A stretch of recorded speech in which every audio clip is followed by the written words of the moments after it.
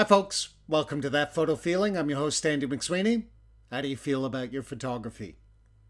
Good to great to awesome, I hope, or at least on its way there, as I like to wish you in the opening moments of the show. And this show, I think we have a rather interesting one for the chit-chat with photographers as we are in the depths of interview season. Because actually it's not a one-on-one interview this episode, kids. It is a talk with Clubhouse and photographers about Clubhouse for photographers. And in case you're wondering what the hell is Clubhouse, long story short, it's an audio-only social media app where you're fundamentally without texting, without images.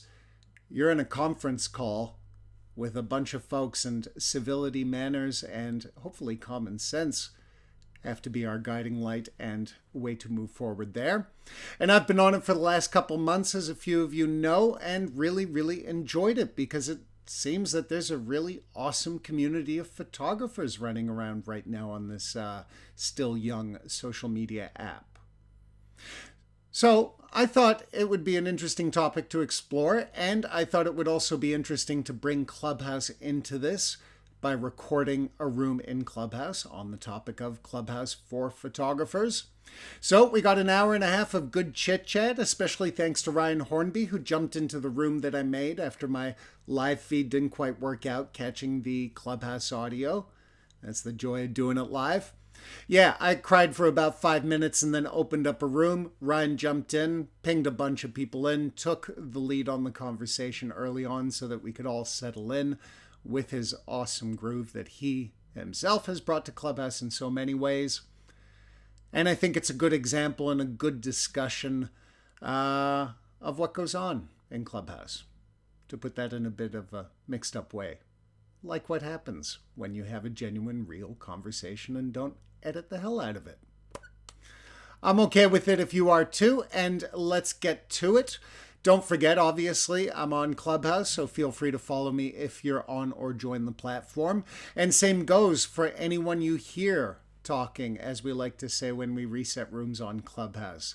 In fact, if you're over at youtube.com/Andy McPhoto, you'll be able to watch my Clubhouse screen as well as listen in like you are in the audio podcast. And yeah, I think it's a good example of what goes down at Clubhouse. If I say any more, I'm basically repeating myself. I will add do tune in at the end of the conversation if you want to hear some basic tips and people to follow as well as clubs to follow on Clubhouse. And if you don't make it that far because you're all talked out from listening to Clubhouse, just check the show notes. I've left a bunch of names that might interest, and hopefully it helps you settle into this beautiful community of photographers. So let's hear from them. Enough of Andy. Enjoy this chat.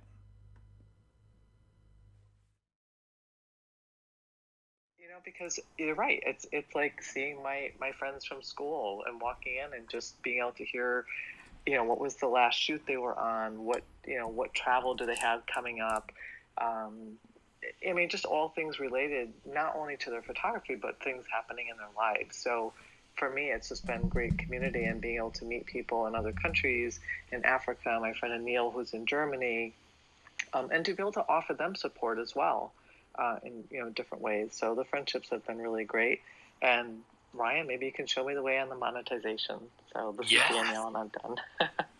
No, absolutely. I'd love to have a chat with you about monetizing Clubhouse. I think it's something that everybody should be doing. I just got to the point where I was spending so much time in this app that I had to come up with some kind of excuse for the amount of investment that I was putting into it. So I had to monetize in the end, and it's been great.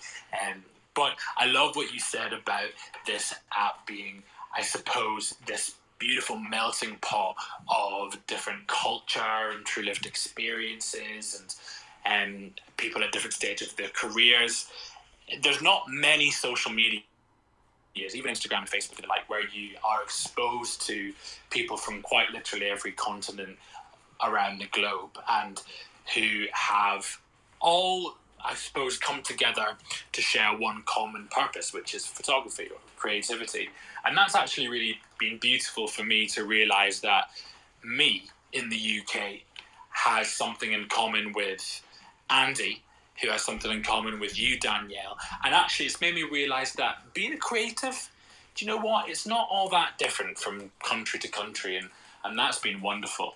And I suppose on the flip side of that, there is a downside to that in as much as this app, at least for me, has been a bit of a minefield, because you do have to navigate a lot of different culture and beliefs and true lived experience, and it's very difficult to speak on something with authority without perhaps offending someone else and being interpreted the wrong way, etc. So that's been a real learning curve for me, and I suppose that leads me on to my next question to the room, which would be, is there any way in which Clubhouse has had a negative impact on you, your life, or your career? Because we talk about all the positive impact that Clubhouse has had, and indeed that's why we're all here. But has it impacted either in your work life or personally, maybe in your relationships, negatively at all? My wife is very patient and she's cool with this whole Clubhouse thing, but she also enjoys that I balance the time and make sure, like on Sundays normally, that we get some good time together with minimal Clubhouse. I think the time suck, if you will, is one of the harder parts of this app.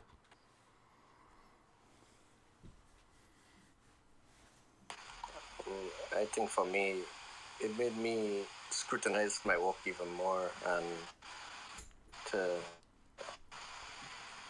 well, a good and a bad, make me have to inspire myself to do a lot more than Paul was doing before. That's a great point, David. I think that it made everyone perhaps perpetuate their own sense of imposter syndrome. And I suppose you could argue that that's a good thing. That's ultimately how we grow.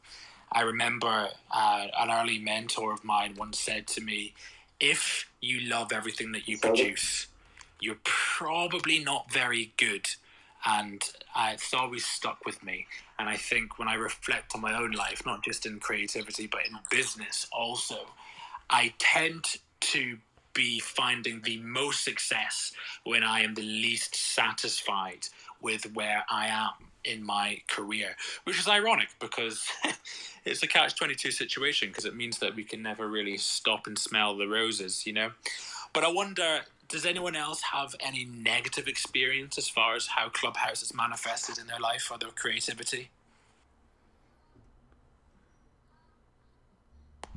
Not really. I mean, anything, just like David said, it just sort of shines a light brighter on where you've been at, what you've been up to. And I've been like getting by. I have 30 years of experience, and that's all valid, but I don't have 30 years of making lots of money. And so it's really, so anything negative, I would say, like, I wish I was a better speaker. And so I'm like noticing that, and I'm self-conscious about that. But I don't think it's a bad thing to notice these things and be aware of them. I think it's just pushes me to level up, and it's motivating. And just like Danielle said about, like, sometimes I'll just peek in and I'll say, oh, so-and-so's talking in a room. And it's like, it's kind of exciting and fun. And if I can't talk because I have work to do, I just will stay in the audience. It's almost like a live podcast, isn't it? I remember before Clubhouse, yes, I was a podcast fanatic, and every spare moment that I had while I was running errands or working, I was listening to podcasts. And my podcasts have been neglected somewhat, because this is even more exciting, because it's a podcast in real time with real, tangible, palpable social interaction, which, if you're like me and you crave that social interaction, is really, really wonderful. I wonder, on the flip side of the negativity that comes with Clubhouse, has there been a time or an opportunity or an instance where your career has been directly impacted in a positive way as a result of Clubhouse? That definitely opens things up, because I've gotten a lot of positive out of Clubhouse over the last few months. I mean, just never mind the meta level of getting to know colleagues, or the fact that I do a podcast and being able to hear new photographers, all that side of things. just the sheer amount of knowledge and sharing out there. I also feel like people are being very candid with their information, whether it's personal or professional. So you do get to hear a lot of tips that from people who do workshops, online tutorials and all that doesn't even make the tutorial from the feeling of it.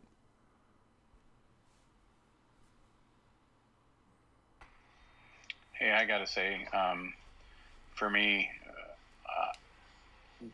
getting involved in Clubhouse, listening to everybody be so free and open with their information, has helped me figure out what direction I'm taking my photography, not from a standpoint of the picture taking or the subjects, but what I'm going to do to support financially this bad habit or good habit of mine.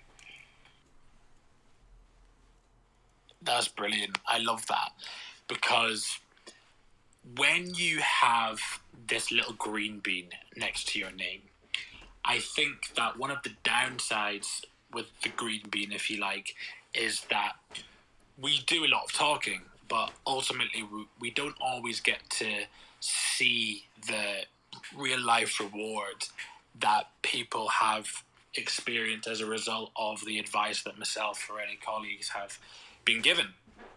And so it's really wonderful to hear real life examples of how Clubhouse manifested positively in your life and in your career.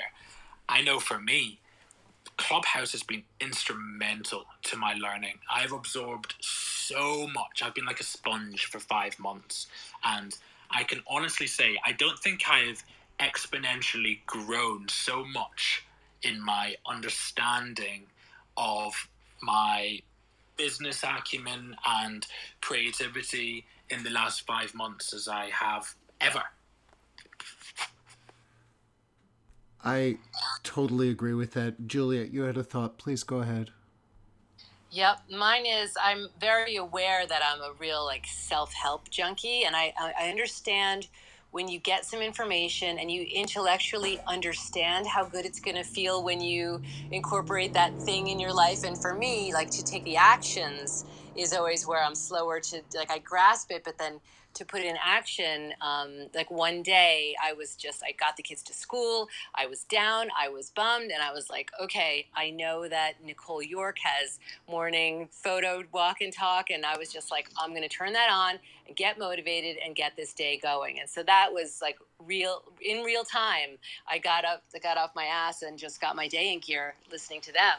And so that was amazing.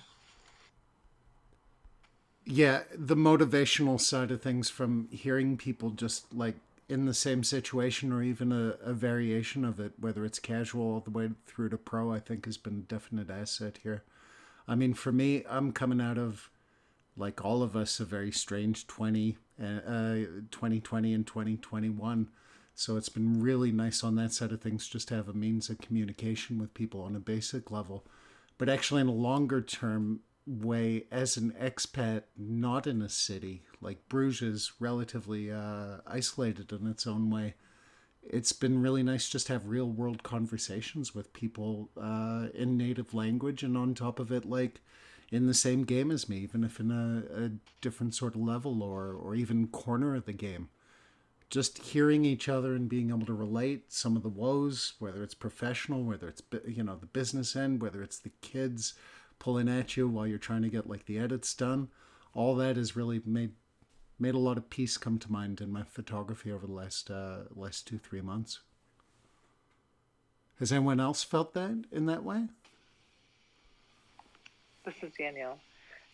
One of the really interesting questions that I've heard in a number of rooms and have posed in my club as well is how do you continue to innovate? And I don't necessarily mean innovate in a way that nobody else has, but how do you continue to innovate for your own photography? And for instance, as a wildlife photographer, when I'm out in the field of migration, you may see the same birds or wildlife over and over and over, but especially during migration with birds. So I had posed the question, what are people doing in composition? How are they trying to see differently and to see their subject differently? And somebody had shared about and also having landscape photographers in the room as well, the idea of incorporating more habitat into the images with the birds that I'm photographing during migration this year.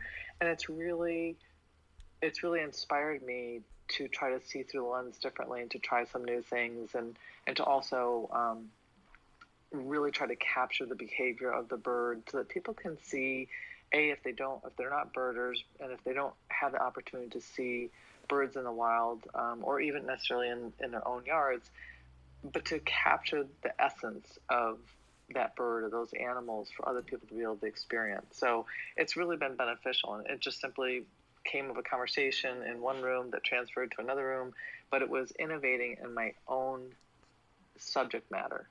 I'm Danielle, and I'm done.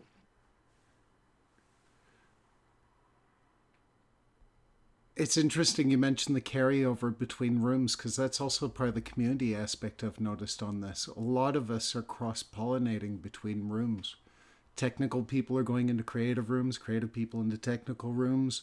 I mean, behind the lens of which, and I'm going to scroll to the screen to make sure she's seen, Chelsea Lauren. I'm going to click on your profile, proud founder and awesome lady for Behind the Lens.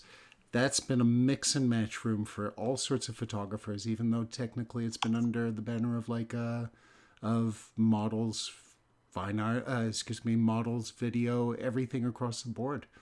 So I think that cross-pollination has been one of the really big strengths for our community over on Clubhouse.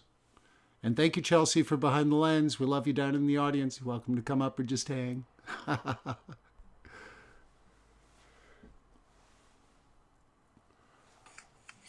Hey, Andy. Hey, Ryan. It's Morgan. Morgan, welcome on stage. Oh, and just a reminder to everyone in the room, this is being recorded just so I can share out what photographers can get out of Clubhouse. Sorry, just a quick room reset in that way. Go ahead, Nate, please. Cool. Thanks for the reminder. I just, it's been mentioned, and I just want to throw it out again. There's a lot of aspects that I love about Clubhouse, and I've only been on, less than a month, but already I'm finding myself on it every day, and it's a wonderful thing to have, because it just feels like a live podcast that I can choose to be a part of, or I could listen as a bystander. And I love that aspect. But, one of the great things for me is that, as I'm focused on tabletop and product photography, most of the time, unless I have a client in the room, I'm by myself, or, with one person, like an art director. So a lot of times I'm not getting out and seeing or meeting or socializing a ton, and Clubhouse is able to focus on either my hobbies or this art and craft of photography, and being able to connect with other people that are all over the world. And already in less than a month, I've got a couple people that I'm DMing, and I'm starting to feel like they're becoming friends, and that is something I wasn't expecting, but I'm loving, and I just think it's so great.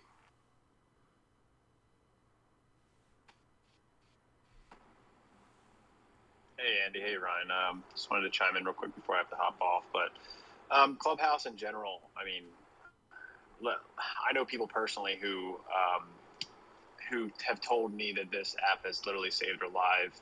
Not just photography related. Just the mental health aspect, right? We've all been stuck in a lot of people have just been stuck in their houses. They lost their jobs, and need people to lean on, and a lot of stuff going on in their house that maybe they can just lean on someone on here. Since they don't know them personally, they might be a little more open to opening up about it. And I've had a message from someone who we used to host a room. We still host it. It's a Photog's Coffee Mental Health in the mornings.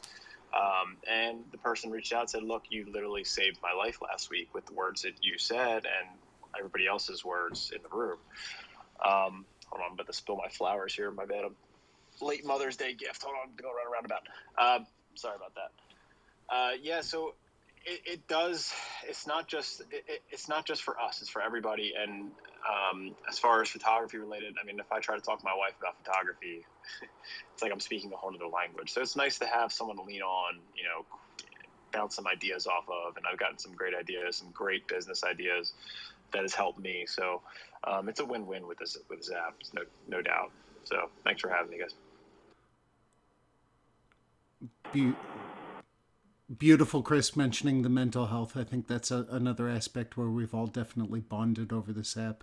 It's been a real crazy year on any end of things, but I think our industry, with all the changes it's rolling through over the last couple of decades and kind of coming to a crux with 2020 thrown in, that's very, very worthy to mention. Someone else was going to say something. Please go ahead. Hey, guys. No, I was just talking. I just think Clubhouse is this great app. I mean, it's just pretty much what I've been trying to do on social media. The people I've been trying to connect with on social media, they're all here. So rather than me trying to go out and find them, they're all kind of in one spot. You just got to find the room that they're in and listen to the conversations and join in. And to your point about the cross-pollination and learning other things, so I shoot a lot of models. I don't know a lot about modeling, so I jumped into Kamala Kay's room this morning and listened to a 2-hour talk on what it takes to become a model, because I shoot a lot of up-and-coming models who have a lot of questions, and for some reason they think I have the answers because I shoot models all the time, and I don't.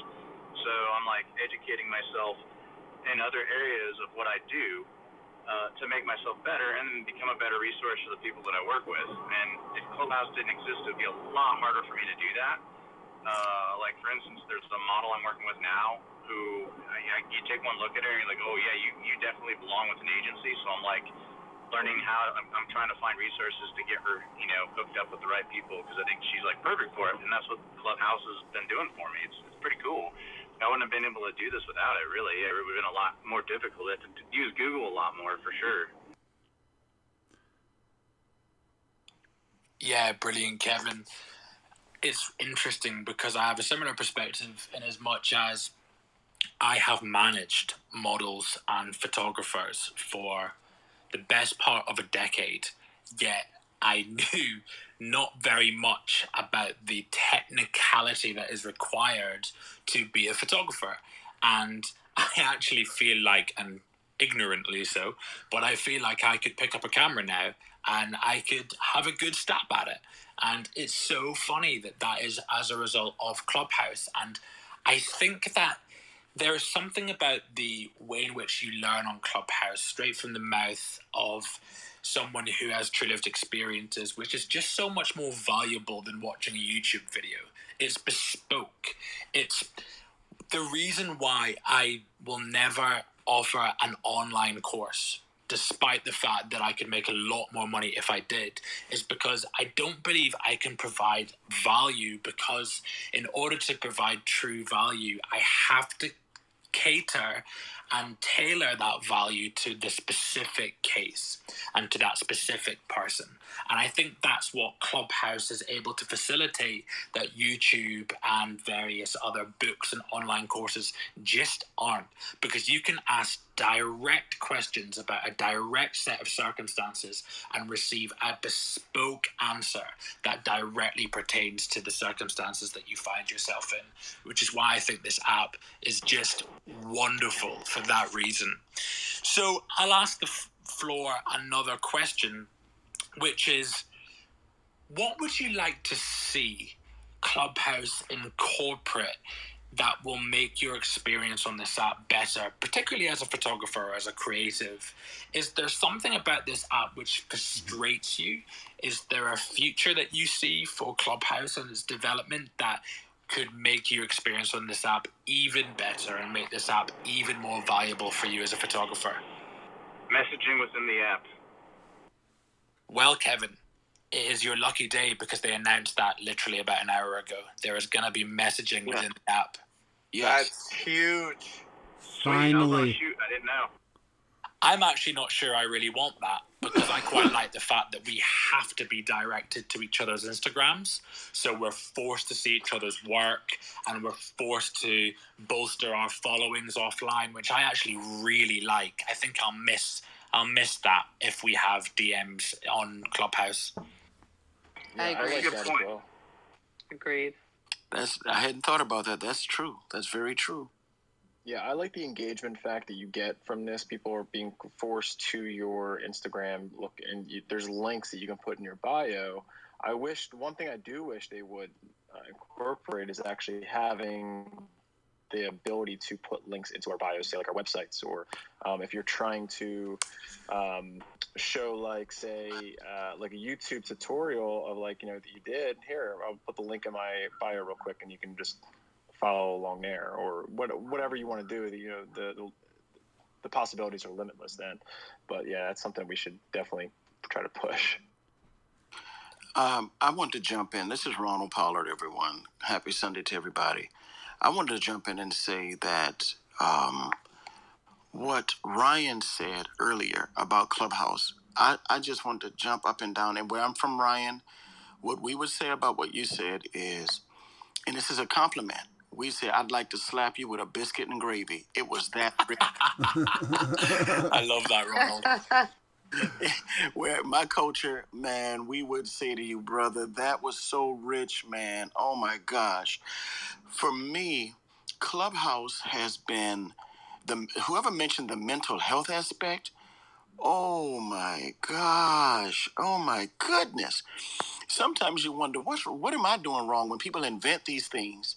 And you say, hold on, what am I not doing right? Because this was a godsend. It was timely. It's all of that. And it has been so powerful in terms of the detail. Because one of the items in detail I'm referring to is a lot of times those of us who are working diligently, working hard, and working pretty successfully, we don't know who to talk to with some of these agencies that people are connected to.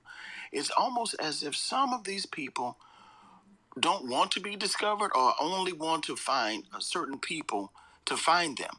So it has been amazing to have this world opened up and to be able to talk to people in the industry and find out who you can at least submit work to, even if you don't get it. You're only asking for a chance. No one's guaranteeing you anything, but that's what Clubhouse has presented to me. The ability to just have an opportunity to connect with another community, a community of precision, and a chance to send work to different people or to apply for opportunities.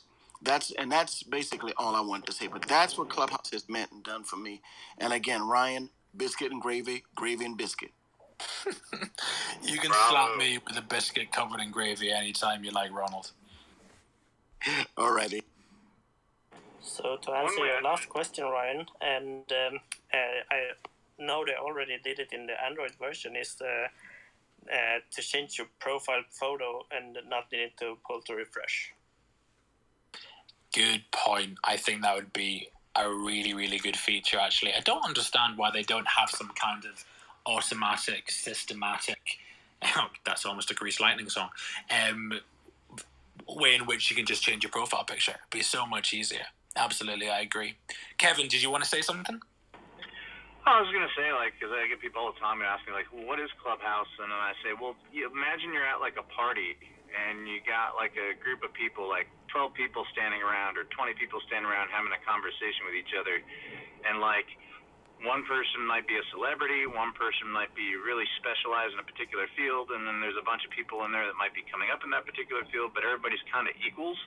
And so it's just like a casual conversation, even though people come from they're at very different parts of their journey. And, that's the kind of the best way I can describe it, is that you're just at a party and there's a bunch of just people kind of thrown together that have common interests, but are at very different places in their journey, and they can kind of help one another. And hopefully if you're in the right room, there's no arrogance or pecking order. It's just everybody's kind of in an equal spot. And, we didn't really have that before. And so, it's use it to your advantage for sure.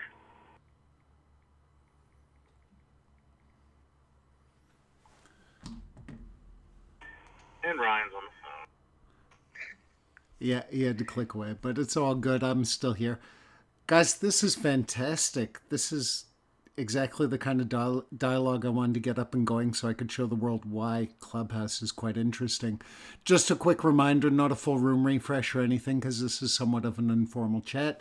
The club is That Photo Feeling, so hey, welcome to that. If you're your first time here, feel free to hit the greenhouse. But more than anything, we're just having a talk about Clubhouse for photographers.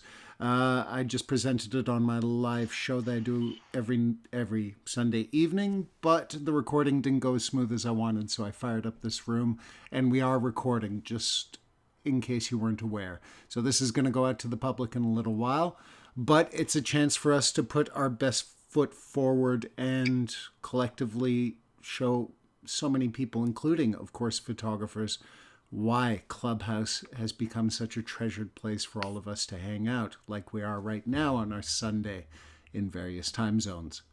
So, with that said, like I said, small room refresh. This is very informal chat. If you have anything you'd like to add to the conversation, please feel free to raise your hand. Usual rules apply, bios, etc., so forth. Danielle, I saw you on mic, so I'd love to hear your thoughts. Go for it. What do you have? Thanks, Andy. This is Danielle.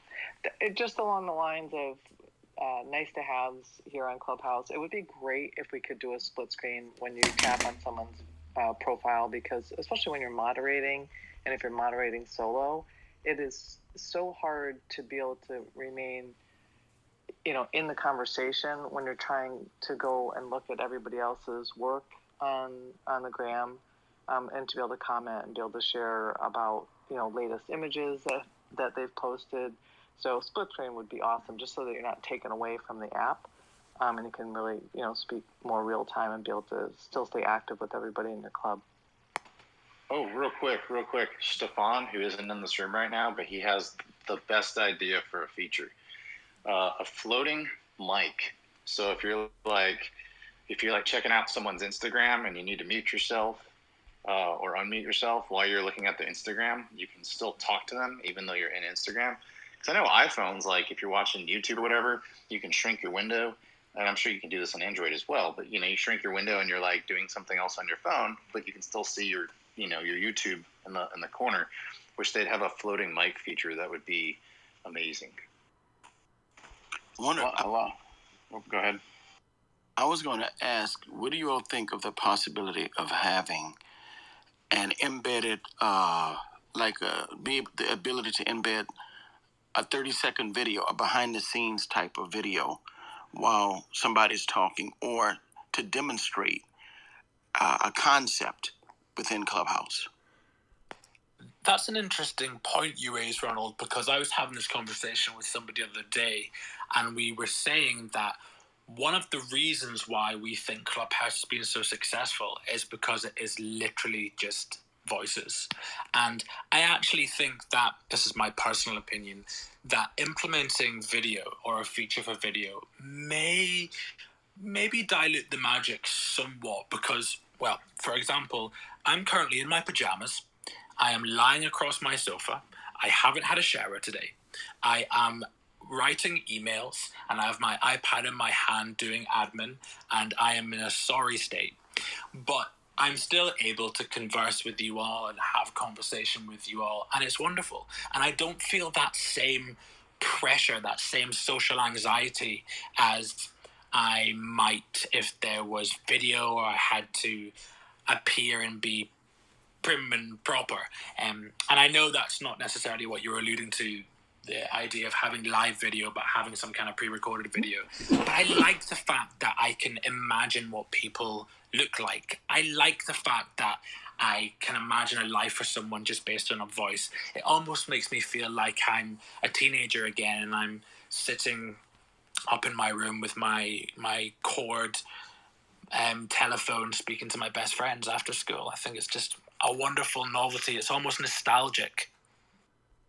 Yeah, I totally agree on that, Ryan. And actually, specifically for photographers, I think one of the greatest strengths of this platform is the fact that we're all stripped away of our tricks of videos, visuals, all that sort of thing. It just takes it down to the voice. You can't even do texting. I'm all for the private messaging in between, although I do like how it clicks over to Instagram. But keeping on point with it, just the fact that it's all down to voices, I think, is ultimately what appeals to me in this platform.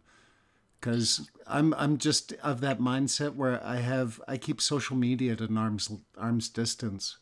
I find it can get too distracting, time suck, whatever you like.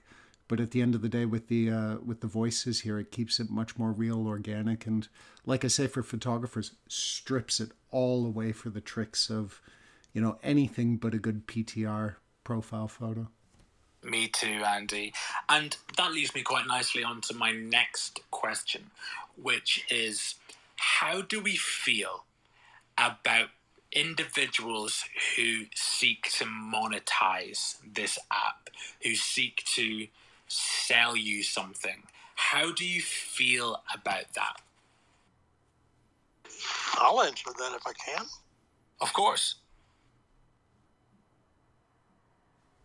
If I can find my mute button. It's no different than any other place.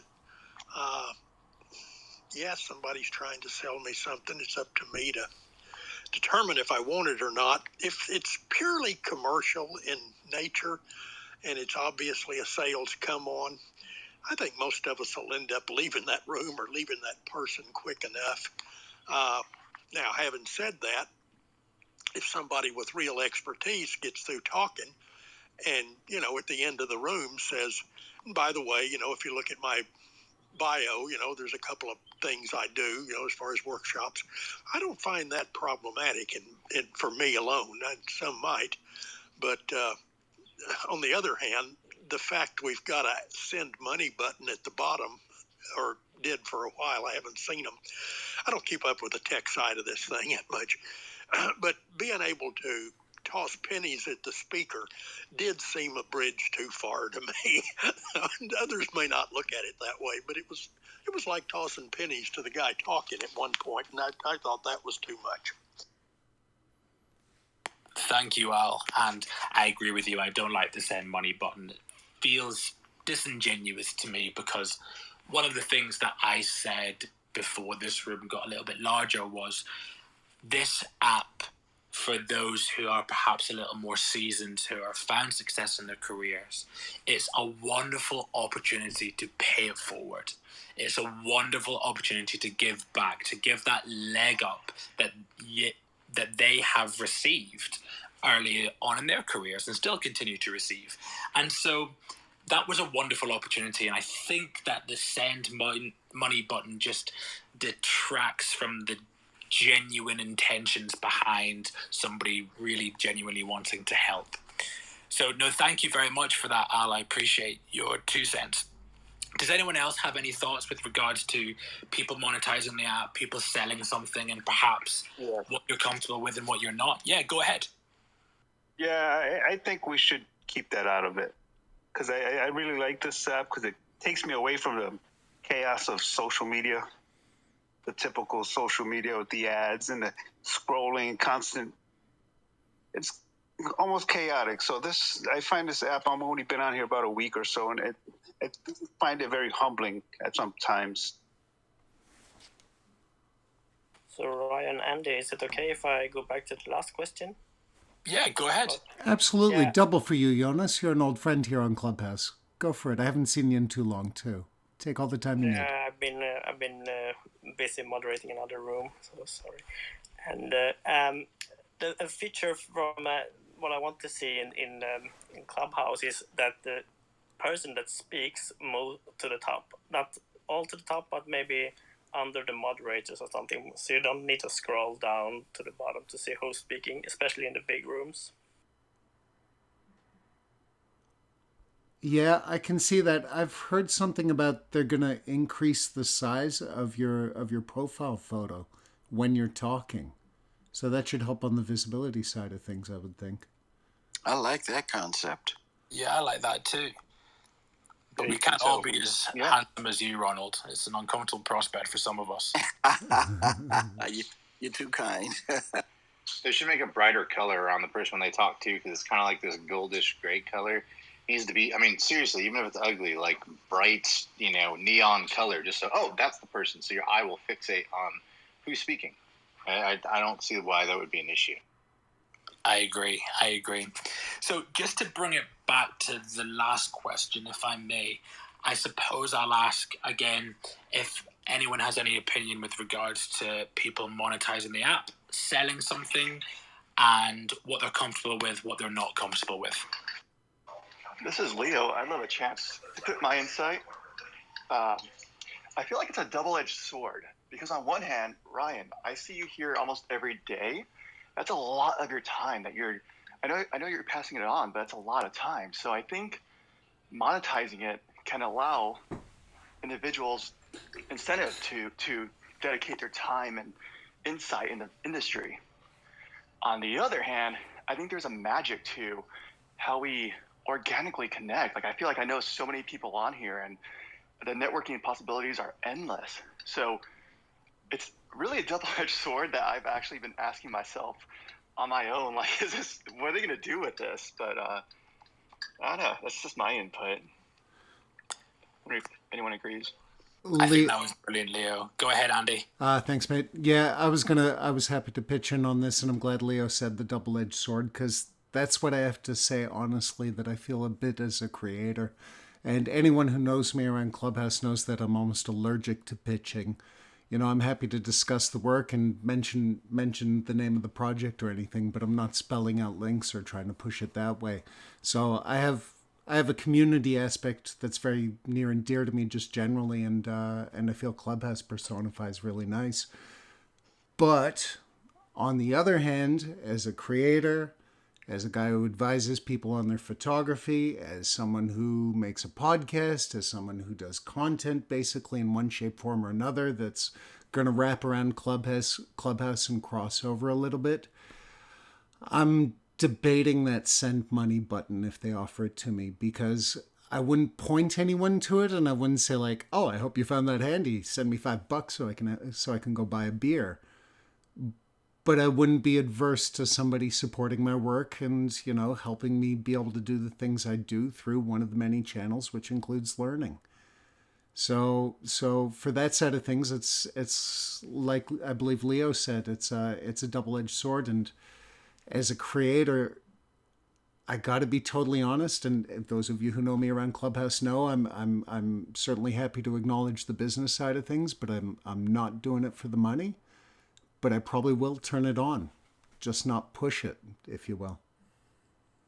That's great, Andy. And I feel much more comfortable with sending $5 or $10 here or there, knowing that, you know, it's not a substantial amount of money, but actually they'll buy a coffee with that money. Or they might buy a beer with that money. Or they might take their missus out for dinner with that $50. And I think that's lovely, actually, because you're right, Leo.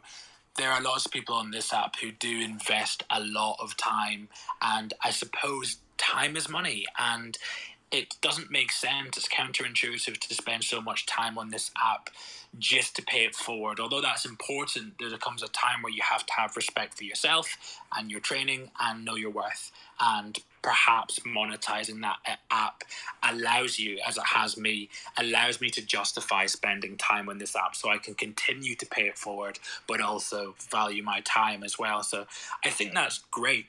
I wonder if anybody has actually purchased something as a result of Clubhouse, be it an online course or consultancy or anything. And I wonder if you could share your experience of that. May I offer? I just want to go back to that point just a little bit. Forgive me for being a little slow on a Sunday here in the U.S. Everybody. No, go ahead, Ronald. No problem. I was thinking maybe, I don't know how dangerous this would be, but how doable, but maybe a little twist on the monetizing piece. Maybe we put an option for monetizing a charity or a philanthropic initiative that we support.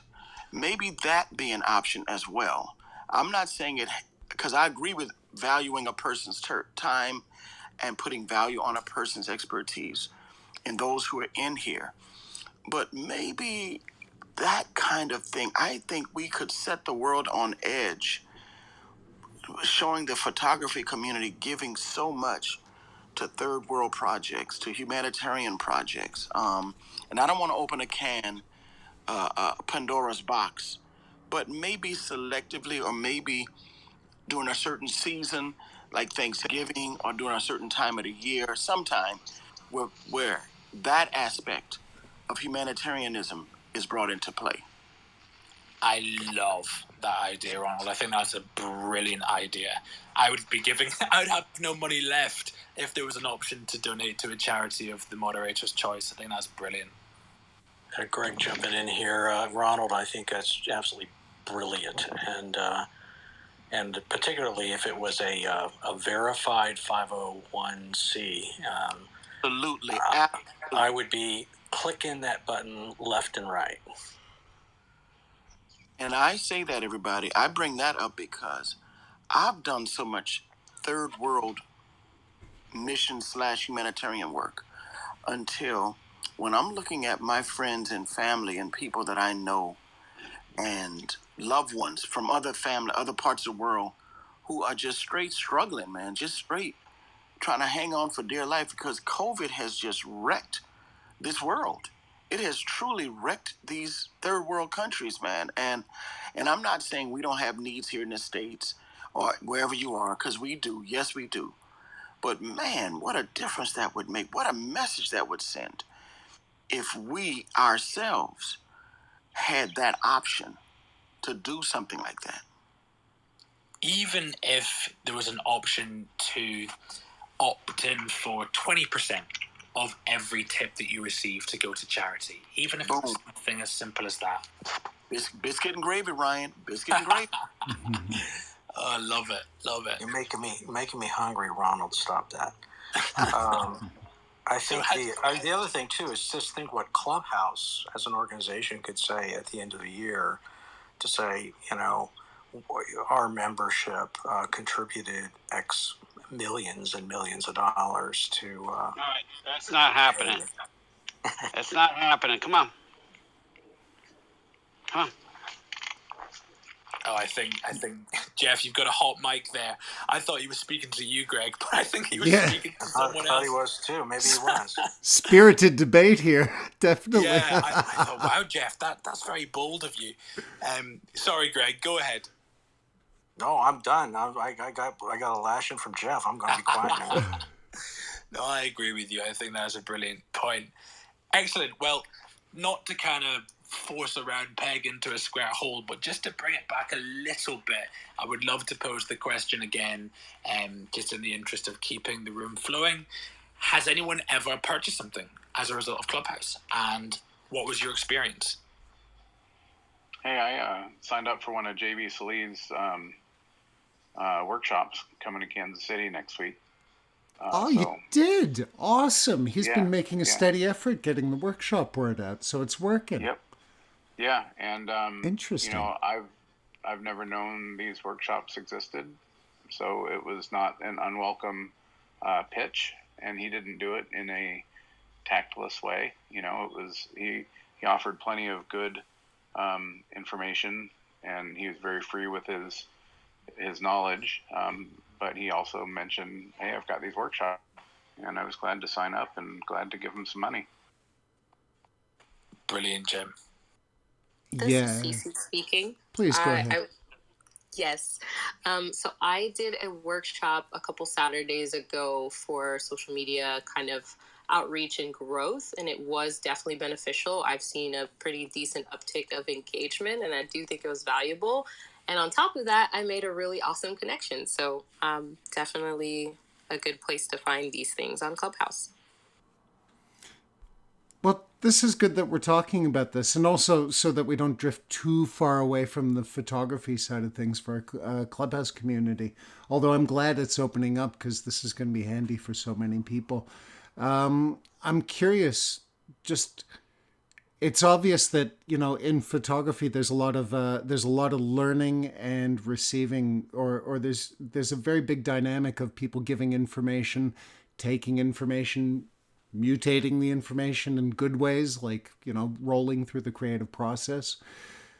Do you think Clubhouse ultimately is pushing forward photography in our global community? I mean, that's a bit of a big question, so maybe Ryan, you can reframe that in that nice way that you do. But I'm curious how much impact that photography is feeling out of this, because I know a lot more about other ends of photography. I know a lot more about pricing. I know a lot more about like what we got to look out for from clients. And I feel a lot of people are really generously sharing this out and receiving it and giving back. And we're getting this organic discussion that sticks in our brain longer. So, yeah. Do you know what, Andy? I'm actually, in the interest of a spirited debate, I'm going to play devil's advocate. And I'm going to say that while it may well be true that Clubhouse and this community is ultimately good for the industry, I also think that Clubhouse could potentially be very damaging for the industry.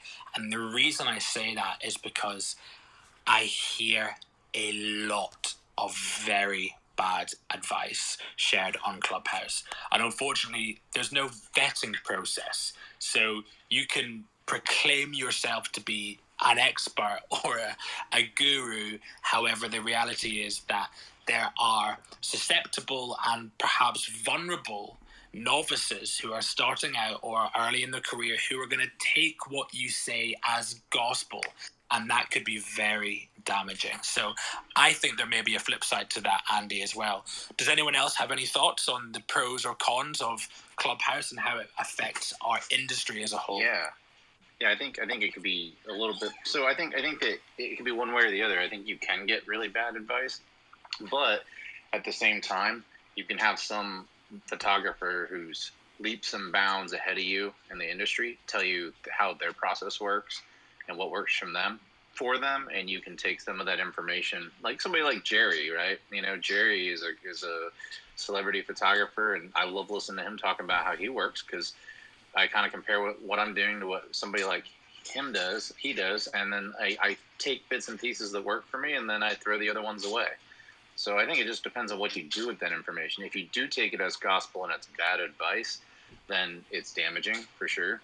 But, like James Lavish and we talk tech stuff all the time. And, I've learned about backing up my photography, all my images. I've learned some really great methods of backing up all my images from him. And his advice is good. So, at the end of the day, you got to just do the right thing with the advice, or just ignore the bad advice. But then, Kevin, I suppose my follow-up question to that would be, how does one know what is good advice and what is bad advice? How can we discern that? You got to try it, see if it works for you. I've got really good BS detectors you could loan you. Flip, it would be going off 24/7 if you were in rooms with me. Yeah, I mean, you gotta, there is absolutely some bad advice for sure. I've definitely heard it, and then there are people who come in acting like experts. I remember that one guy came into the behind the lens room saying, "Oh, I'm from LA and I shoot fashion photography," and like within like 5 seconds, Ryan was like, "Wait a minute!" Like Ryan's bullshit detector went off. Like there were like so many red flags that went off, and within like 2 minutes, he was completely picked apart by like 4 or 5 people in the room. It was crazy. Yeah, that was insane. Oh, sorry. Go ahead, Leo. No, I remember that day too. That was insane. I think this is really, these points brought up by you and Andy are really great. I think the power of Clubhouse is that it's usually a group. So it's almost like when someone's pitching and maybe they don't have the credentials, but they, maybe they bought followers, maybe they're just, I don't know a lot of friends. I think that there's a certain authenticity that can often be, there's a certain amount of authenticity that can be seen. So the way they talk, what you can do, you go check out their Instagram, their website, and if they have a great following and they have a great website, especially a website, that does give them credentials. So I think it's just like any other platform where yes, there are people who think that they know it all, they're trying to sell it, and they usually don't. Ironically, these people are usually starting in the industry, right? That's the curve in photography. Like, when you get into it, you think you know everything, and then you get humbled when you start getting professional. Anyways, I think that you have to do their due diligence, just like any other social platform. Me personally, I invest, it may not be a lot, but I invest thousands in mentorship. And just like I think it was Kevin saying, even from my mentors, I'll take the golden nuggets, and there are some stuff I throw away. And I think at the end of it, we are everyone that we absorb. So hopefully people absorb good people and just do their due diligence. If they don't, and they just invest because they hope to be better, I think almost anywhere in life, that's a bad idea, if that makes sense. It does, mate, and I'd like to speak on that too, because with my photo tour that I've had going for the last 9 years, I've helped out like 2,000 people, and part of the job is most of the time we haven't said a word about each other's photography till we get there on the day. And I've only got a couple hours with them in many cases, so I have to sort of figure that out in the first couple seconds. So it's part of where the club name to this came up with that photo feeling. I ask people the simple question, how do you feel about your photography? And it's like a Rorschach test and a bullshit detector. They'll show up with 5-10 grand a camera, if you will. And if they don't talk that certain way, I mean, it's a very abject question. It doesn't give me everything. But that and the 2 minutes before, 2 minutes into the tour, I think especially with photographers, this platform is like doing a tour because you just hear people and know if they know what they're talking about, especially in a medium like ours where you're balancing a few plates, especially when you talk about the professional end of things where it gets down to business nuts and bolts. Can I share just the first time I was in a room where it was really like that photo feeling? There was about 20 of us, and they was asking what what your superpower is. And everybody went through, and for me, I was thinking, and we all shared something about our superpower, and it was regarding our work. And then when it was all done, somebody said, "Isn't it interesting? Not one of us said we're a great photographer." That's part of the magic number of like bullshit, isn't it? I'm the best, I'm the greatest. When I do this for this contract and the other, I mean, you can big yourself up a little bit and shore up your credibility, but there is this line that you can cross in 2 seconds flat where it's like, no, you're not it. You're not it at all. Well said, Juliet. Anyone else? Anyone else? Please. No, it's so lovely said. Anyone else with a bit of a bullshit moment so far on the photography in Clubhouse? I have to bring up that moment that we were referring to earlier because it is a bit of a funny story. And as long as you don't do names. Such a good story. Please tell it. No names because we're recording, but yeah, let's hear some gossip, no names, mate. Although I am fairly tempted to name a name given what I now know. But alas, I will not. To protect the integrity of your viewers, poor ears. So we were in this room, one of the behind the lens rooms, and behind the lens, for those of you who don't know, I hope you don't mind me giving this shameless plug, Andy, but it's a club with 50,000 members, and we have photographers, models, makeup artists, stylists, actors, filmmakers, and everything in between. And we run regular rooms throughout the week. We actually ran our mothership room, a question and answer room, for 35 days straight with absolutely no breaks and no silences, constant questions in January there. It was incredible. But having said that, we were in a room, I think it was a question and answer room, and there was a photographer. And it was very strange because most of you will have been on Clubhouse long enough to know that the etiquette is that if you're jumping in someone else's room, you remain quiet, you suss it out, you give the moderators their place, etc., etc. This individual came into the room and he unmiked in front of a very large crowd, and we'd never seen him before. And he said, "Just to let everybody know, if you'd like to ask me questions, then you're more than welcome." And I thought, okay, that's a bit weird.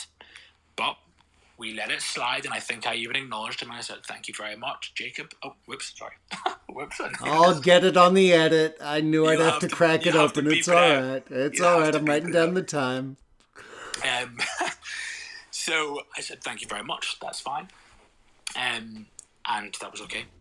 And then somebody actually asked a question. I can't remember who it was. I think it was Top Flight. He asked a question. And sorry. It was Top Flight. Yeah. I'll have the program open anyways. Continue. Just don't push. Don't take the piss. I'm going to make your life really hard now, Andy, and just say so many times. Anyway, So this individual, who you don't know their name, they started to answer this question. And immediately, within about 5 seconds, as Kevin said, I realized that his advice was really damaging and actually entirely untrue. And I chimed in and I asked a clarifying question.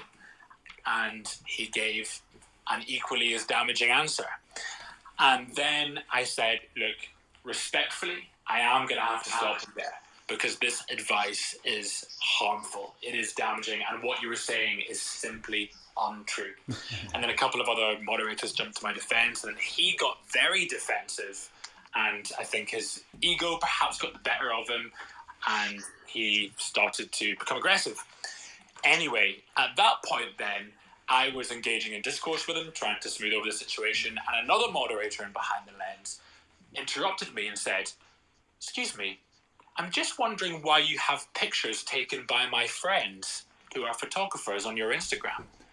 Oh! He went dead silent. Dead silent.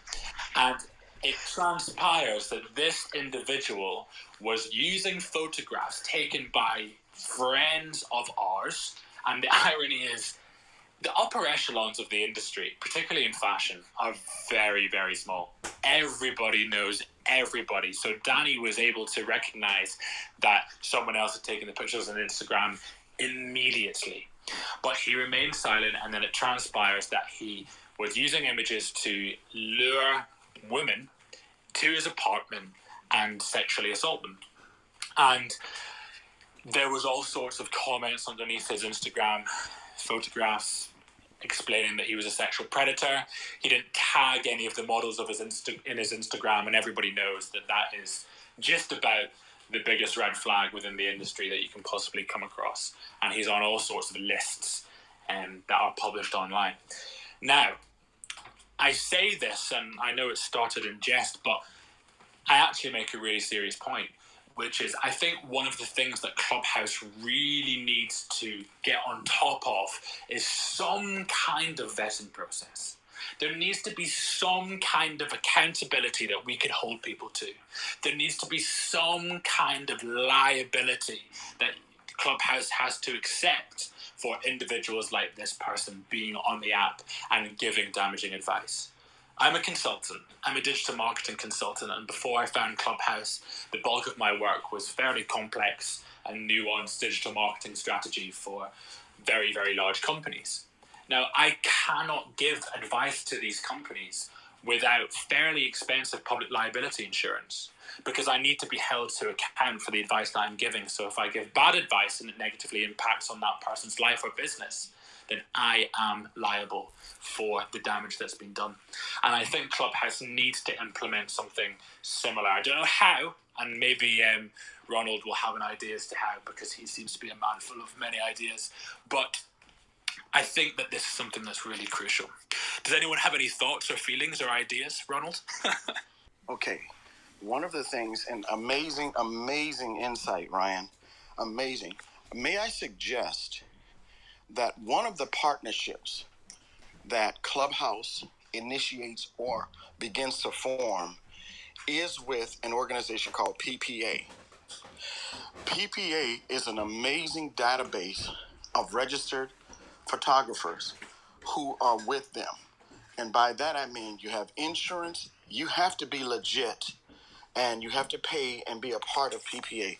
So I'm thinking that there are organizations that can be considered. I can't cover all the organizations, but I'm thinking that that's one of the pathways for protecting itself and protecting us from frauds and from fakes and from phonies out there. Because I know I pay X amount of dollars a year in insurance. I know I pay X amount of dollars a year for a business license. I know that I pay I put my wife and I put our dues in to be legitimate craftsmen and business people. So I would hope and pray that others would take it as seriously. And we're part of PPA and a couple of other organizations. So to me, I don't know that that's the complete answer, but I know that that's a start.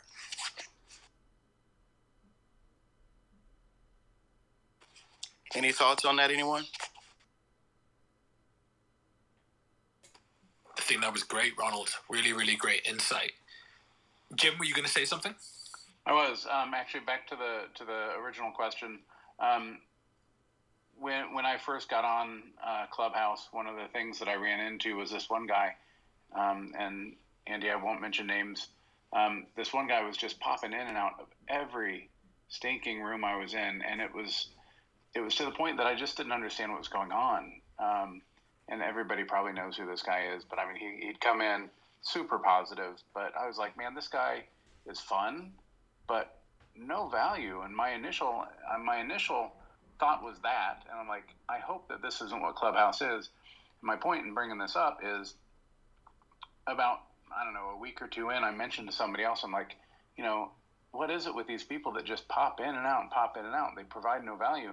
And about 10 minutes later, I was in another room, this guy came in and just unloaded with some of the most valuable stuff.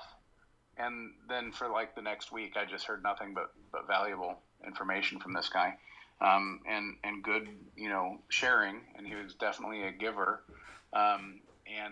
So when we're discerning, the good advice, the bad advice, who to follow, who not to follow, I'd say give people a little bit of a chance too, because sometimes you just catch them in their very fun times and not in their very informative times, and everybody kind of comes and goes a little bit.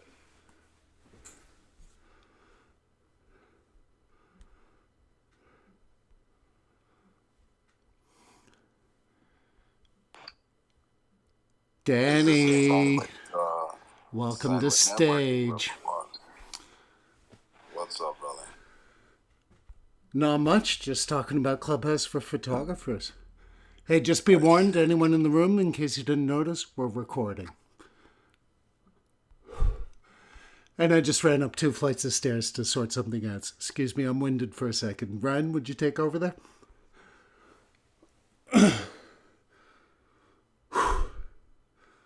Sounds like a silent networking room to me. No, man. It's not. I wonder, are there other industries? I mean, I know people in all industries and creative outlets are here, but I feel like the photographers are particularly lucky because they can just geek out so deeply on gear, and a lot of us are sitting at home working alone if we're not on a shoot. And so I feel like it's particularly suitable for us, but I wonder, I don't know about any of the other industries. I've tried following a couple other industries that I'm interested in, and there is nothing out there like there is for photography within Clubhouse. I'm literally rating photos right now while I'm in this conversation. I love doing this. I love doing Clubhouse and photography stuff at the same time, and then being able to be in the middle of something where I'm having an issue in Photoshop or whatever, and I can just go, hey, I have a question real quick, and there's a bunch of Photoshop expert in the room, and I can just solve my problem right there. I love how quick everything is. Well, here's why I think that is. Photography itself is, it doesn't lend itself to selling services or products in the way that these marketing rooms and any other room in other industries do. So essentially what they're trying to do is convert their services or products, like a book, whether it be some sort of session or anything along these lines, where as photographers, the closest thing that you could do to selling your services is working with somebody else, which ends up being mutually beneficial to all parties involved. So the discourse that happens in photography rooms just lends itself to more like, and I hate to use the word because right now it's a Clubhouse buzzword, authentic conversation, in the way that it's just people talking about their experiences. Nobody is trying to give you their best sales pitch or marketing pitch or whatever the case is. So I like photography rooms for that reason. But I do, I explore. I hit the explore button and go in other rooms, but I do find that photography rooms are more legit or genuine in this way. Done speaking. Danny, I think you nailed it, man. And they're more civil. I've bounced around a few rooms, and to give you a well-worthy plug, the Whisky and Cigarettes club you got going on is kicking ass for like off-topic stuff from photography. But I do find in the photography rooms, everyone's just a little bit more civil. You know, I'm recording this so the outside world can see what we get up to here, and we can all, and it's turned into a big powwow about what's going on Clubhouse for photographers. But it's amazing. I notice it doesn't get too rowdy, and everyone gives each other a chance and doesn't try and step over each other too much. Any thoughts there, Gay? In a civil way, of course.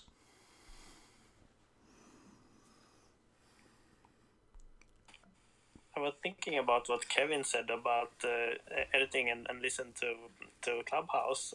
Have anybody been listening to a podcast or to normal radio and just wanted to talk back and because we're so used to it now?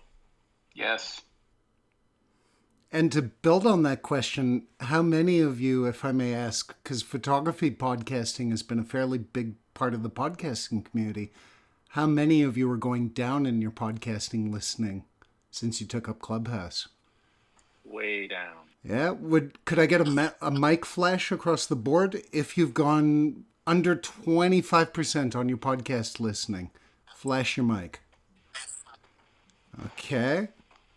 And if you've gone under 50%, flash your mic. Okay, we got a couple there. We got a few more spread in there.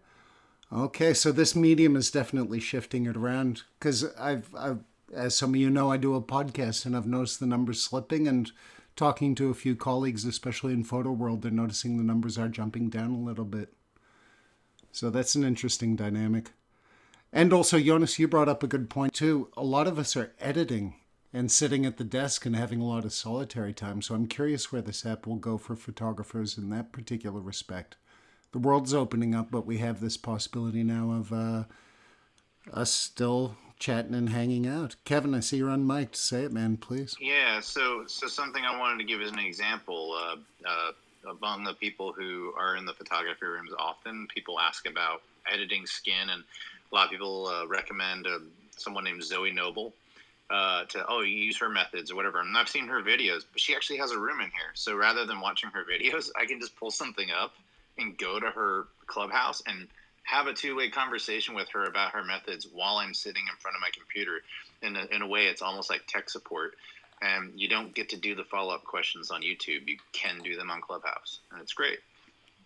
Kevin, this is Jana speaking. That's kind of how I felt about Clubhouse. I've never really been a photographer, to listen to podcasts about photography because I'm such a hands-on learner, and I enjoy and learn from the one-on-one interaction with somebody that's either mentoring me or that I'm learning from. And so I've always struggled to listen to podcasts about photography because I can't do what I can do here on Clubhouse. So it's just been helpful for me to be on here and actually be able to ask the questions I need to ask, or even just listen and get my question answered by other people asking. And then through just process of elimination and trying to discern who actually knows what they're talking about and who doesn't, then I can reach out and actually get one-on-one help through, Instagram or something like that with direct messaging or hiring somebody. Like I've gotten Ryan to help me on several things. So, it's just been really helpful. And I kind of prefer this method over the podcast method.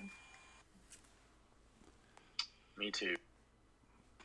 I'll say there's an education platform I've been paying into for the last couple of years, and I am not renewing because of this, because I can talk to anyone. I mean, this one photographer, you find out all the gear that everyone's using, what CRM they're using, and now I'm just going to instead just send a message to somebody or be in the rooms with the conversations where you're learning.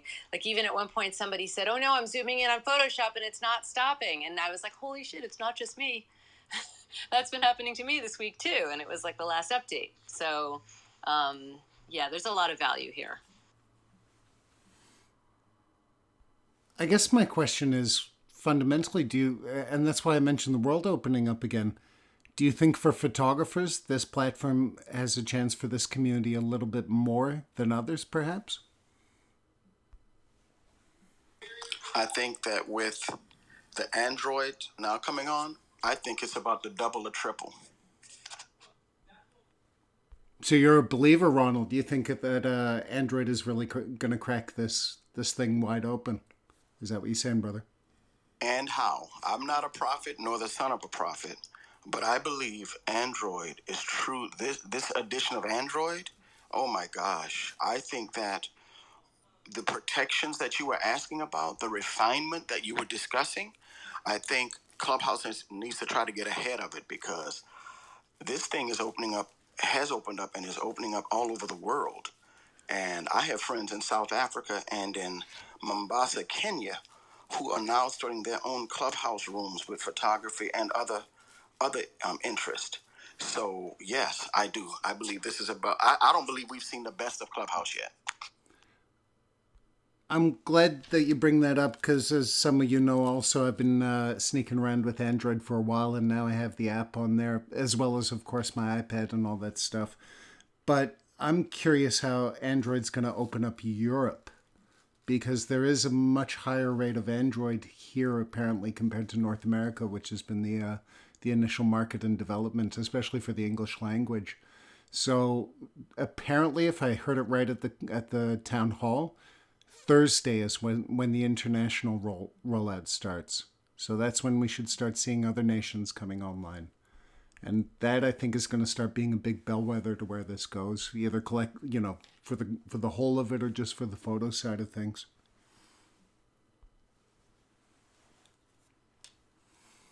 Well, I do think participation is going to drop a little bit because everything's opening back up. I think participation will drop a little bit, but that void might be filled by the Android users.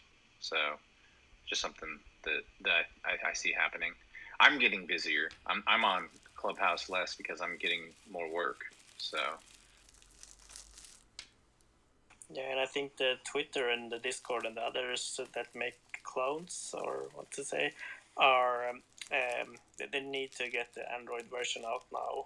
And like you say, Kevin, if people get more busy, there will be room for much more people in here.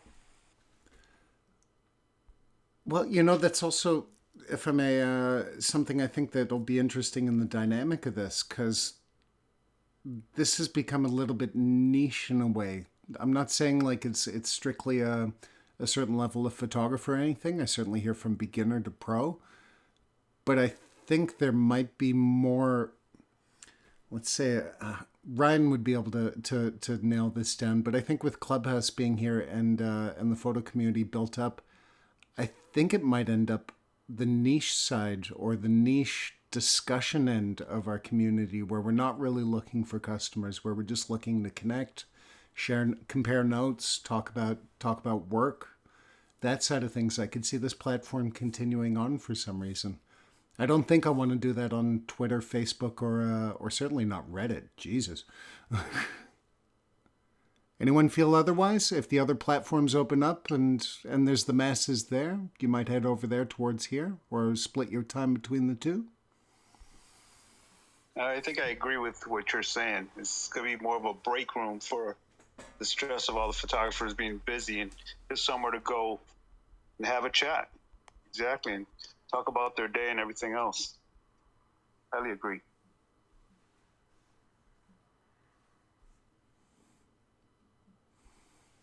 Interesting. Okay. Well, gang, I better start wrapping this up. One of the balances I keep in life is making sure that the wife doesn't see me on Clubhouse too much, especially on a Sunday. We all got to give and take, and she's worth giving and taking for. So I think we'll start wrapping things up, but what I want to do is play a little game here, because as I've mentioned a couple of times, we're recording this mainly to show the outside world what we're up to as photographers on Clubhouse. We've chatted a good long while, and we definitely covered one or more topics on this, as well as diverged some very nice pathways. One thing I want to add actually on the feature request, if anyone from Clubhouse at the interns has to sit through this, is make it so that I can press a button on my headset to unmic, because if I have to stare at my screen as the world opens up, especially someone who hates staring at my screen when I'm walking around, we got a problem. So if they can work that in, I think we can all tolerate it, and maybe same on the edit. But while we do have a little bit of time left, boys and girls and otherwise, I want to play a quick game and also pay it forward to the great photo community we've built up here. I mentioned Behind the Lens, with its 50,000 members. There's Photo Fluf. There's, the Headshot Crew. There's all these rooms. That's just picking 3 of the big ones who have been delivering day to day, or at least on a regular basis here in our community. So to pay it forward, what I'd like is we're going to do this PTR style. So next name I see, I'm going to name you out.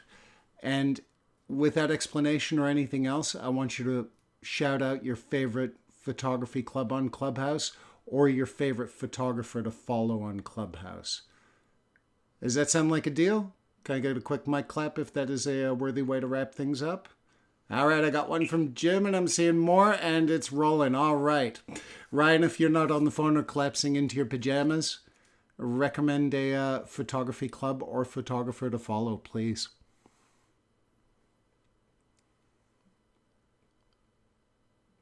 Oh, Ryan might be asleep in his pajamas. We'll come back to him. Danielle, if you're there and you're not sleepy, feel free.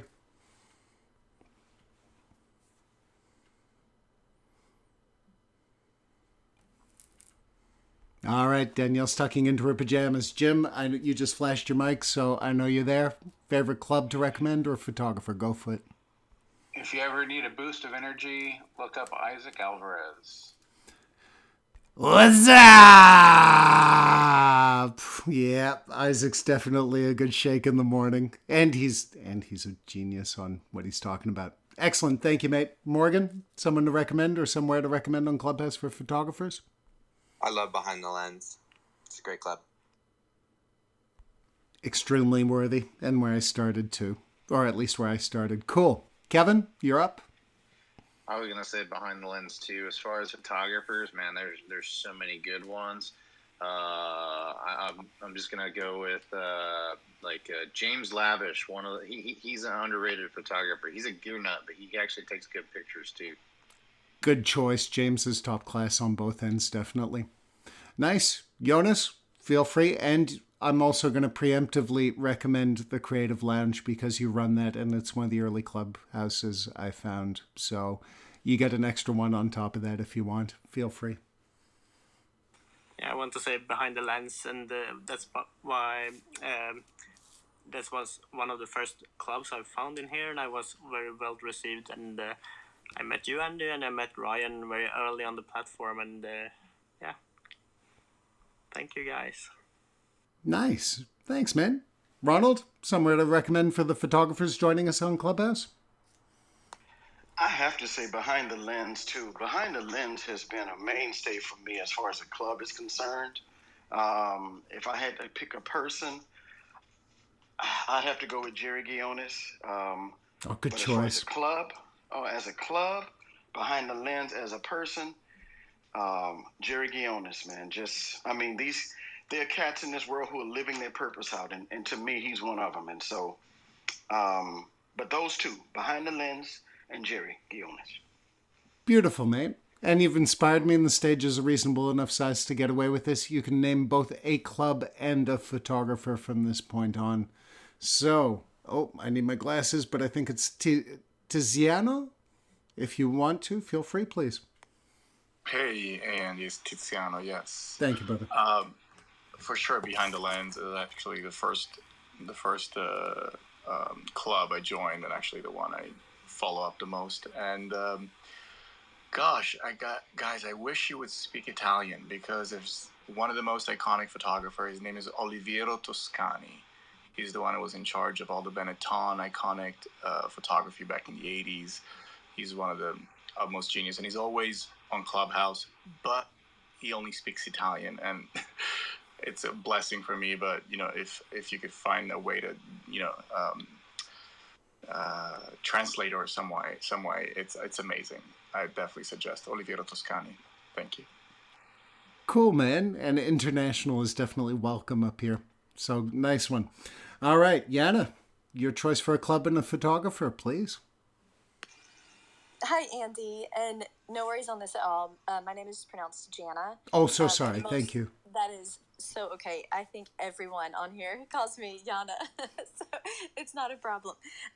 Definitely Behind the Lens is the first one that I came across, and everyone is so kind. I'm always so impressed at the thoughtfulness of the moderators. And so Chelsea, of course, is a photographer that's over Behind the Lens, and then there's another photographer, Tom Hoops, that I've seen. Tom's awesome. Yes, he's so fantastic. A guy named Alexander, and I don't remember his last name, but he's an American or Cuban-American photographer, I think based out of New York. And I got to cut you off there because that's bonus points. I'm so sorry. I can just keep going. No, it's fine. One of my few Nazi moves as a mod is I usually keep it short when we're playing the game. Do it. Cool. Thank you, Jana. I got it from memory too. For sure. Awesome. Scott, if you're around and you have a club and a photographer, go for it. Yeah, this is where the lack of links and link sharing in the platform really hurts, because lots of great advice, and it's hard to look things up in real time. But definitely Behind the Lens, enjoying it a lot. Gary Lashmar, who goes by the Street Thief on the other socials, is the person that drew me into photography. Gary's awesome. Here. His rooms are great. I think Street Photography World might be the group. Not quite sure. It's a street photographer something, but say his name again just so people can catch it. Gary Lashmar. Yep. Is that it? Lashmar? Yeah, that sounds right. And he's on my following list, which I'll recommend at the top and bottom of this for that. Cool. Thank you, mate. Nice one. Hope I didn't chop in too much there. I'd do my best. All right, Monica, if you have a photographer and a club to recommend, it's your time. Hi. Behind the Lens for me, and Chelsea. She's amazing. Thank you. Beautiful. I love all this Behind the Lens love, and also for Chelsea. This is where I landed on Clubhouse, and we even had Chelsea grace us in the room earlier. So this is all gold, gang. Gary, your turn. A club and a photographer to recommend on Clubhouse. If you're there, of course. Maybe Gary's in his pajamas. All good. Cecilia, don't break my heart on your recommendations. What do you got? I would say for me, obviously Behind the Lens, but there's actually a club that I recently joined called Black Women Photographers that I've been finding a lot of really good information from. So, and definitely creating that network of Black creators. So anyway, yep. That, and then as far as photography, I've been following on Instagram this gentleman named Alejandro Gutierrez, and he's based out of Mexico, and I just love his photography. And then another favorite is Sam. Only one. I'm sorry. I had to get Jana earlier. That's my one strictness as a mod. I'm sorry. No, I'm sorry. It's all good. Maybe we'll open a room here on the club that we can just talk about other photographers for a session. I think that's always an awesome topic. Cool. All right. I hope I get this right, especially without glasses late at night. No, I give up. Tell me, brother. Elias. Again? You could call me Lee. Elias. Elias. How'd I do? Well, pretty good. My nickname's Lee. Everybody calls me Lee. I'm gonna call the late night and call you Lee. Thank you, brother. Give us some names. Android hasn't allowed me to change my username. Of course. Try adding a nickname. That might take care of it if you get a chance, especially on an iPad. Yeah. Being here for only a week or so, I've been on Behind the Lens and Headshot Crew. I'm still trying to find my place in this Clubhouse, but I'm loving it so far. As for photographers, I haven't gotten a chance to get through everyone, but I will. That's all good. You named two awesome clubs too, so if I'm strict with the ladies, definitely got to be strict all around. Beautiful. Thank you, Lee. It's a pleasure, though. Cool. Nice one. All right. Oh, my eyesight is fading with the hour. Keo, what do you got for us to recommend as a Clubhouse club or photographer or both over here on Clubhouse? Hey, obviously Behind the Lens. Yeah. But as far as photographer, I've been following Chris and Ruth on Instagram, and I just really love their work as wedding and destination photographers. All right, worthy, cool, nice. And with the last two, sorry if I'm not pulling anyone else up on stage. We're going to start wrapping things up. Sabrina, if you're in the house, feel free to recommend. One photographer, one club. Hello. Hey. Hello, everyone. Well, I'm going to plug my friend Cece in here. I know I was asking her for recommendations. So Cece is the person to follow. I love her. And I'm going to be a little bit biased. The only photography club I know is yours now, that Photo Feeling, and Behind the Lens. I need to be more involved. I left that world behind a long time ago. Thank you. Cool. Awesome. And thank you for mentioning the name of that photo club. We appreciate it. Easy. Melissa, if you are there, feel free. Yeah, so both of the clubs I was going to recommend were mentioned, so I will then pick that Photo Feeling. I love the vibe, Andy, and the content, so I appreciate you and it very, very much. And I'll end it with that. Ah, you broke my heart right at the end, Melissa, in beautiful ways. Thank you so much. Awesome. Well, gang, I think we had a pretty damn good discussion tonight. I just was going to bounce on for an hour after seeing some lost audio on my live show talking about this, but I think we had a damn fine discussion here. I don't know, Ryan, have you fallen asleep in your PJs? Are you there, mate? Well, maybe we'll have to sing to Ryan as he's drifting off into the next land. Or we can wrap up the room instead. Gang, we did real good here. Thank you so much for this. To remind you and also let you know where you can catch this. Well, this is why I rebranded my podcast and live Sunday show into that Photo Feeling away from their old names.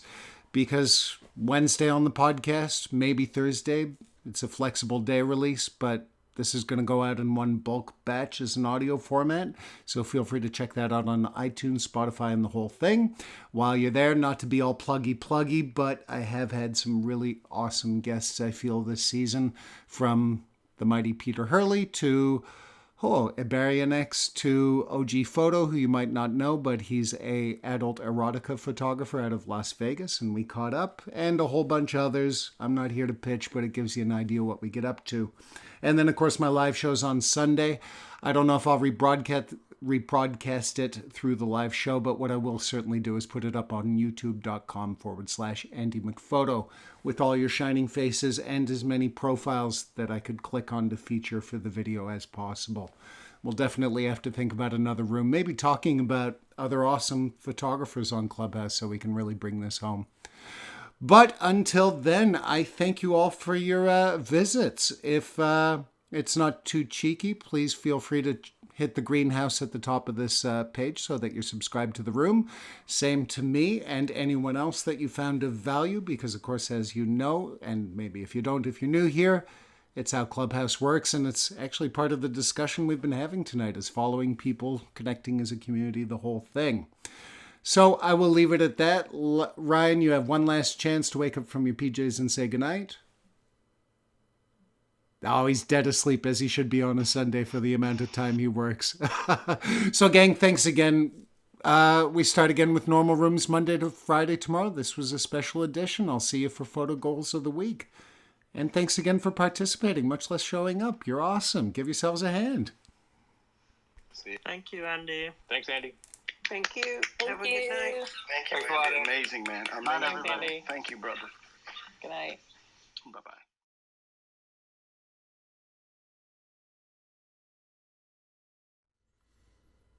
Alrighty.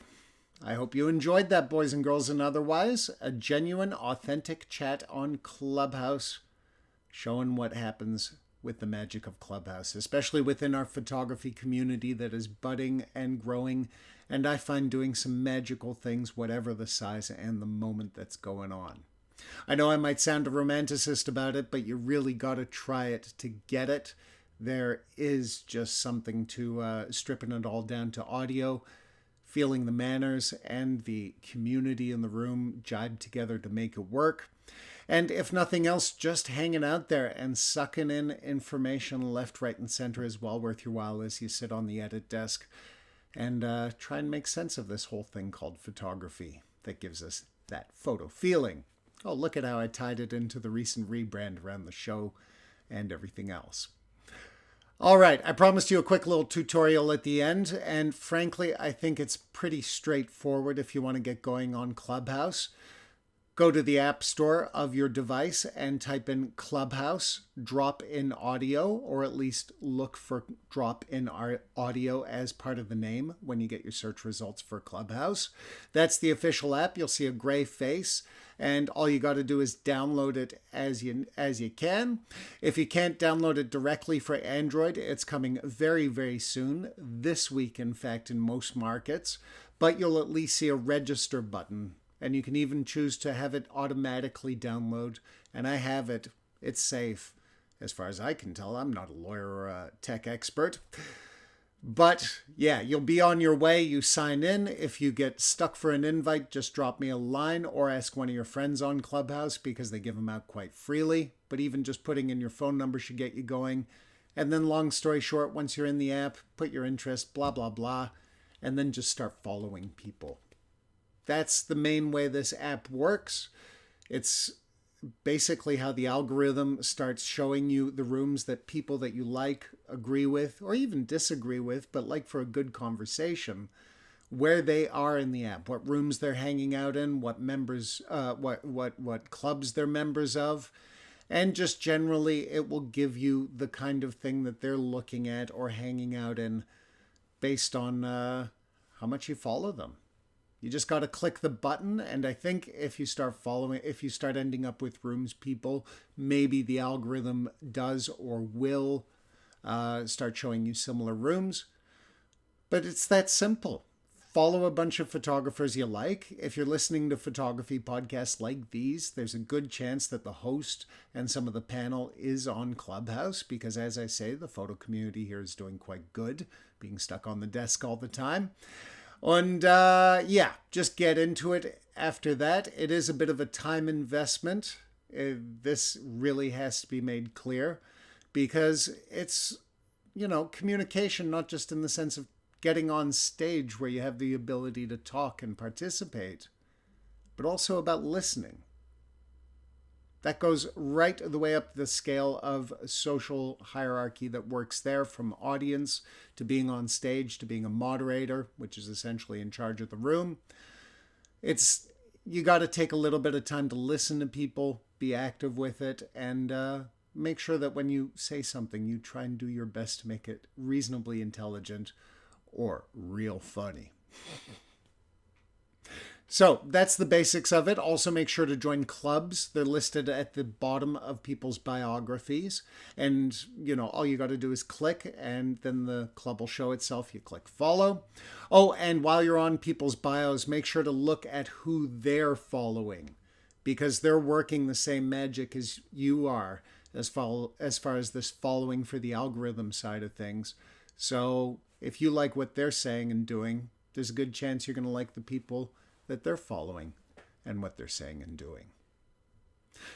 So that's the basics of it. Dig in from there. Like I say, take some time. That's the difficult side of things, but I think also a good filter towards good and productive conversation on this app.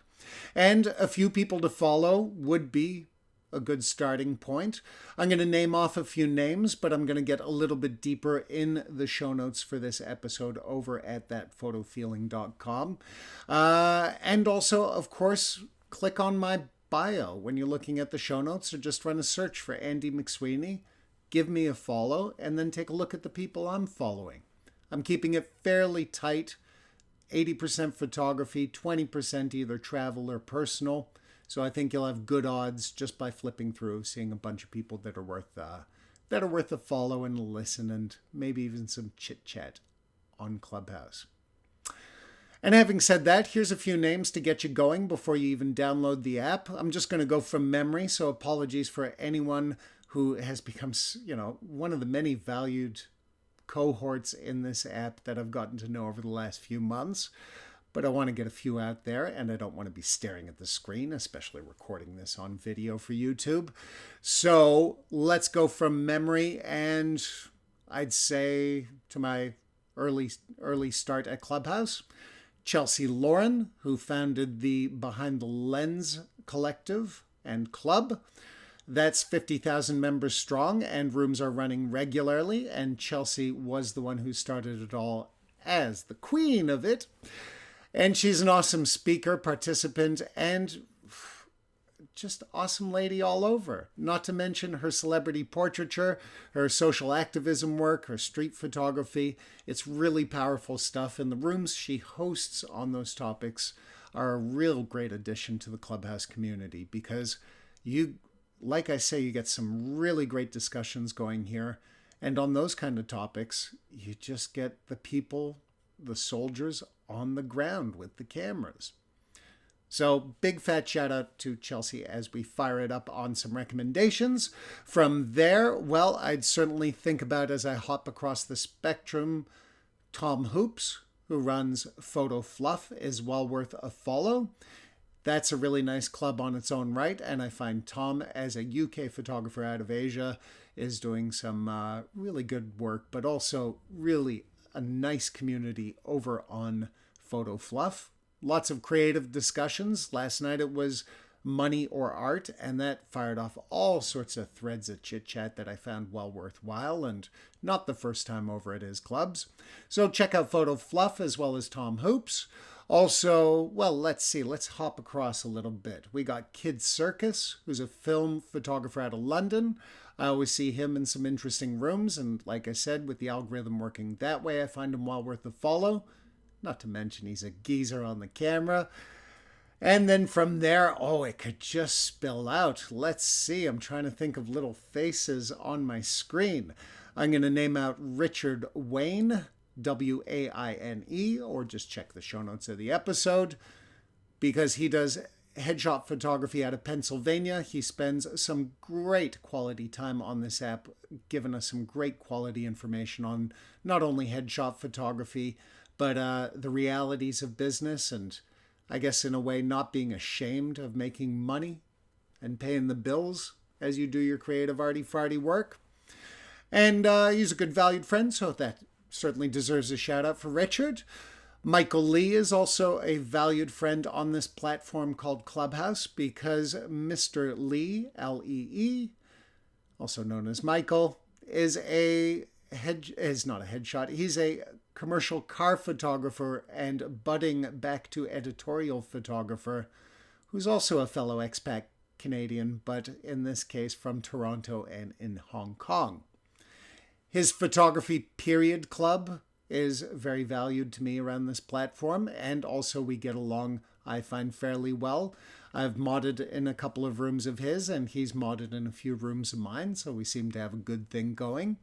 And very much worth a shout out just for hanging around my rooms while it all starts up, if nothing else. And then from there, Debra Weiss, Debrawiss, is a photography agent and encyclopedia of photography knowledge for photographers, their history, where they went, what they did with it. So she's well worth a follow. And who else? Maybe Mr. Danny Mitchell, who is certainly a presence on Clubhouse for the photography and otherwise. He's also the founder of Whisky and Cigarettes, which is not a photography club, even though a bunch of photographers love their whiskey and cigarettes. And that's a more social room that I definitely recommend you check out, because Danny's a dude out of New York, and he does it right. He is, I think, born for Clubhouse with his way of chit-chat and his super smooth Vin Diesel type voice. Sorry, buddy, but hey, it is what it is. And his club kicks ass, whether it's, talking about the whiskey, the cigarettes, or all the other social issues, but in really fun, interesting, the bar is closed 4 a.m., but we're still here way.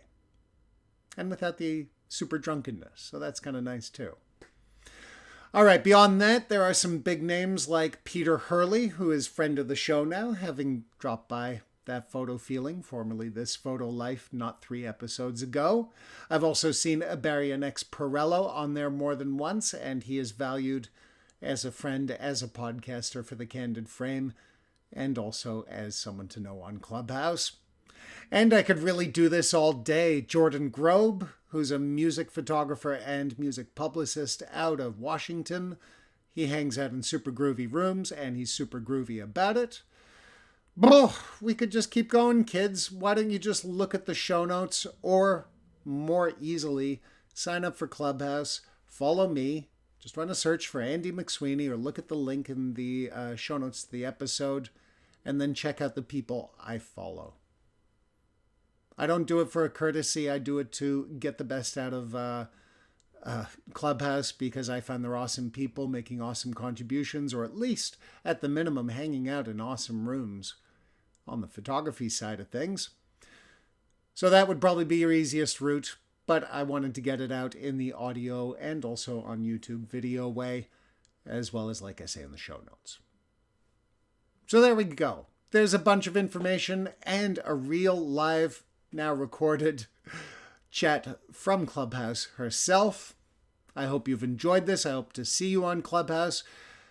And I hope to see you on the next episode of this That Photo Feeling. We'll be going back to the one-on-one interviews, and I'll leave it a mystery who it is for now, just because I can. All right, I'm out of here. I'm Andy McSweeney of Andy McSweeney Photography, Photo Tour Bruges, and That Photo Feeling, the podcast, the live show on Sundays, 8 p.m. Central European Time, or on the replay, and of course the Clubhouse group, That Photo Feeling. Thanks for listening, folks. You know what to do at this point. Get out there and get shooting.